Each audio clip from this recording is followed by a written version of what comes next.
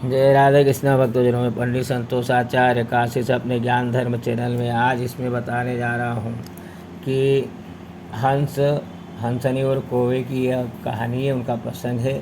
कौवा को क्या कहा गया है और कौवे और हंसनी की क्या कहानी है, ये आप ज्ञान के द्वारा इसमें कुछ हंसिए, कुछ ज्ञान है, इसमें से ज्ञान भी सीखिए और हंसिएगा भी सही। कौवा कितना चालाक होता है यह भी बताया गया है। एक समय की बात है भक्तजनों की, एक हंस था, एक हंसनी थी। दोनों आनंद से रहते थे। एक समय उड़ते हुए वे जंगल में चले गए और एक वृक्ष पे बैठ गए। शाम का समय हो गया था। वहाँ पर एक कौवा का घोंसला था। कौवे से कहा कि आज की रात हमको यहाँ रहने दो। कौवे ने कहा ठीक है।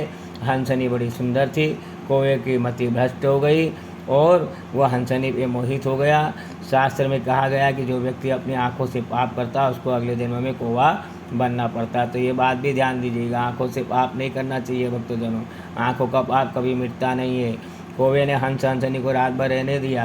बोले ठीक है रह जाओ। दूसरे दिन वे जाने लगे तो कौवा ने हंसनी को रोक लिया कि तुम कहाँ जा रही हो। तब हंस ने कहा कि या तो मेरी पत्नी है। कौवा कहता है कि नहीं यह मेरी पत्नी है।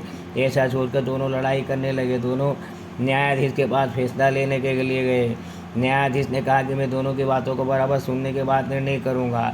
वह कौवा बड़ा चालाक था और पितृदूत भी कौवा को माना जाता है। वह न्यायाधीश के घर पर चला गया और कहा कि तुम्हारे माता पिता कौन सी जोनी में मैं जानता हूँ, अतः तुम मेरा काम करोगे तो मैं तुम्हारा काम करूँगा। तुम हंसनी को मुझे दिला दो और मैं तुम्हें यह बताऊँगा कि तुम्हारे माता पिता कौन सी जोनी में है।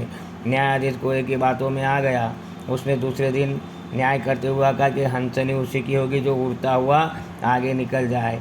हंस की अपेक्षा कौवा अधिक उड़ता है। कौवा उड़ता हुआ हंस के आगे निकल गया तो न्यायाधीश ने हंसनी को उसी के हवाले कर दिया। तब न्यायाधीश ने कौवे से अपने माता पिता के बारे में पूछा। कौवे ने उसे एक कूड़े के ढेर के पास जाकर कहा, ये दो जो जंतु है तुम्हारी माता पिता है, तो अन्याय करेंगे किसी न्यायाधीश के बारे में नहीं कह रहे भक्तजन, प्रसंग समझा रहे हैं।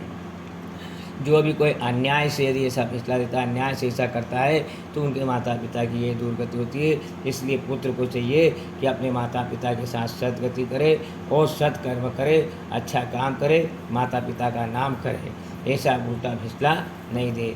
तो पिता के सिर बड़ी भारी जिम्मेदारी होती है। यदि वह अपने पुत्र को संस्कारी ना बनाए तो उसका पुत्र ही एक दिन उसका बैरी बन जाएगा।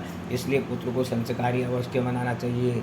यहाँ भक्त प्रहलाद से भगवान कहते हैं कि तू संस्कारी था, इसलिए तेरे माता पिता का उद्धार हो गया, तूने अपनी 21 पीढ़ियों को पवित्र कर दिया। तो ऐसी ज्ञान की बात है भक्तजनों। अगले वीडियो में फिर बताऊंगा आपको। आइए समस्त भक्तजन बोलिए जय राधे।